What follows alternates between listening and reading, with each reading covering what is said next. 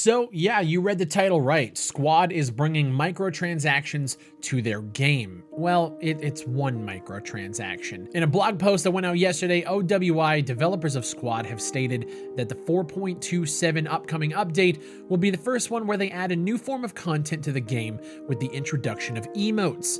Emotes are animations which you can use to express yourself, interact with each other, celebrate in-game situations, or brighten up downtime. We hope they will enhance the social and cinematic aspects of your experience, and if you know anything about the milsim tactical shooter community, yeah, you know this is going over just swimmingly. Some comments are asking if this is an early April Fool's joke, with others pointing out that this is the nail in the coffin of a game with a dwindling player base. Out of all the tactical games out there, I don't know about that one. Other comments are calling the move pathetic, as well as pointing to outside influences as the main reason for why this is happening, and we're going to talk about that in a little bit. Basically, the majority of players are not happy with this introduction. Now, I'm going to make this video and I'm going to be playing devil's advocate. The truth of the matter is, the milsim community is very hard-headed. It's very difficult to keep a consistent revenue stream when the games being made are tailored to small niche audiences who hate any sort of microtransactions, battle passes, any of that stuff. So the problem that a lot of these little indie titles face is being able to pay their employees, keep the servers up, market the game, and do all of these things, especially when the game stops selling as much. It's the very reason why the milsim community doesn't get consistency in game releases. It's not a viable business strategy to play in this space with the consumer base that plays these games. It usually doesn't work.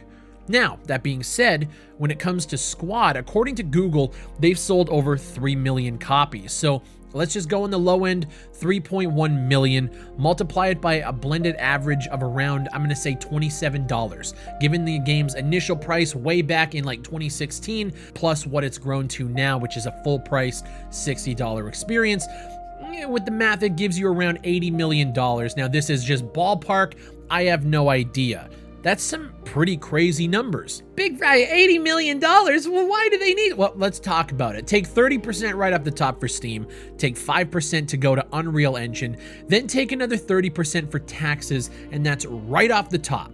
And of course, again, ballparking, that takes us to around $38 million. That's actually still quite a bit of money until you factor in salaries for the developers working on this project. According to LinkedIn, Offworld Industries has 104 employees. Now, that could be a blend of contractors and salaried developers, but let's just take that 104, cut it in half, and let's just say they have 52 salaried developers on the team. And by developers, that could range from guys who are programming and coding things in the game to marketing and community managers, right? Google says average game developer salaries are anywhere from 69,000 to 80 grand, depending on the studio, and we'll take it at the low end and let's just call it 70,000 a year for simple math. For salaried employees over the course of the last 6 years of development, that's already hitting $24 million in salaries. And that's if only half their employees are salaried. That doesn't include costs for contractors, marketing, office expenses, accounting, and all of that other stuff that just adds up. Like, I feel like people think Squad and OWI are some ragtag group of modders who hit it big and now they're rolling in millions of dollars. They aren't. They've been able to build this company out, bring people in, and deliver on a game that has given people hundreds, if not thousands of hours without ever asking for anything outside of that upfront initial cost. The initial Kickstarter money they got, that's gone. That's been spent on development. That was back in 2015. And we're complaining now about hand signal emotes. The question I have is, why would they do it now and not, 3 years ago? And I'll tell you why. Back in March of 2022, OWI actually received an investment from Tencent. The Chinese company acquired a minority stake in Offworld Industries, and I'm sure a lot of people don't actually even know that. Graham Zhu, Tencent's general manager in the FPS space, also joined their board of directors, and now we start to see the real picture. See, I've seen comments from people saying, well, they just received Tencent money, why do they need more money? Which, like you clearly don't understand how business works. Tencent needs to start seeing a return on their investment. They need to start seeing money come back to them. And if a new title that's in the pipeline isn't releasing soon, they're gonna need to start doing these kind of things. My guess is since Postscriptum and Beyond the Wire didn't work out financially, OWI is working on another title. We also know that they have the license for the Starship Troopers, which they're working on a game right now. That's probably nowhere close to launch. Squad is out of early access and is still receiving post-launch support with new content and new updates. But a year after Tencent jumps on board, we start to see the quote-unquote cash grabs. Honestly, the way that I see things now, gaming and the industry in itself is getting way more cutthroat, with developers trying their hardest to secure money from gamers to secure their future and be able to do this long term, while gamers are trying their hardest to squeeze as much content out of a product for as little money as possible. And this wedge that we've talked about in my last video, it's not getting any better. I feel for the development team at OWI because I don't think that their vision early on was to have microtransactions in their games. But what they probably learned going through this is that they need to keep the lights on, and having a game with an upfront cost that most gamers in this space think is enough to keep servers running, to keep employees paid, it's not. The reality is it's just not. Now, when you take investment from Tencent, which I'm sure some of that money went towards licensing things for Starship Troopers and whatever else they have going on in the background, this is starting to become an operation that is a lot bigger than a bunch of passionate indie developers coming together to make a cool game like they did back in 2015. As much as you guys don't want to look at them like that and through that lens, these guys aren't selling you Fortnite dances. These guys aren't selling you over-the-top crazy anime weapon skins like you see in Call of Duty and all of these other games. They're not. Now, they might in the future, and maybe that's a concern that a lot of people have, is the fact that this might open the door for other things.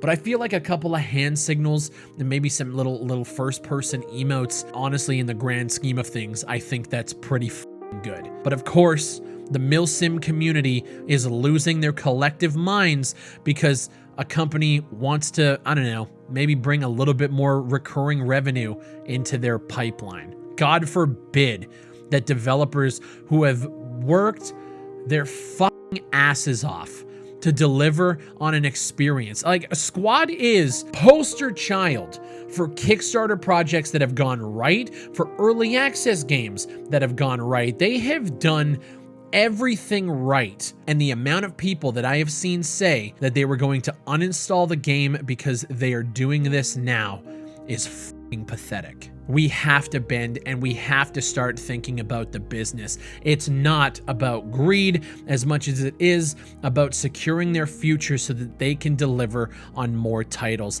And I really think we got to start having those conversations. It's really easy to spurg out in a comment. It's really easy to spurg out in a community post, but we have to think about the people that are behind these kind of decisions. Maybe these guys shouldn't have taken investment from Tencent, but maybe Tencent were the only ones reaching out. We don't know that situation. Would you rather them not take that investment and then end up like the Postscriptum team who was laid off just after Christmas without warning? Or would you rather these guys try to make a real run at developing and delivering on games that might actually appeal to this niche audience that isn't eating because of this exact situation? I know we've seen a lot of our favorite franchises get plagued by microtransactions, and I understand the hesitancy of jumping on board with an indie studio. I can't even call them indie anymore. These guys are a AA production. Guys we have backed with Kickstarter, that community-focused development. I can understand why people don't like this move, but I also understand the developers and the studios' reasons for wanting to do it or having to do it. It's just one of those things that you either accept or you uninstall and don't support them, even though it's not like you're taking money from them. They don't do battle passes. They don't do microtransactions like that. They don't have recurring revenue streams at all. If you just uninstall the game you've already paid for. They already have your money. If they had a subscription service and a battle pass and seasons and all of that, then I could understand it. You're not giving them any more money, but they haven't done any of those things. And I feel like watching the reaction to this announcement is exactly why we don't get more milsim tactical shooter games, because it's almost impossible to monetize them to the point where you can build out games on this scale and at this quality. People think you can do this for 100 grand. You can't. This is millions and millions of dollars being put into projects like this, and I don't think gamers actually realize that that is the situation. And hopefully this video might shine a little bit of light on it.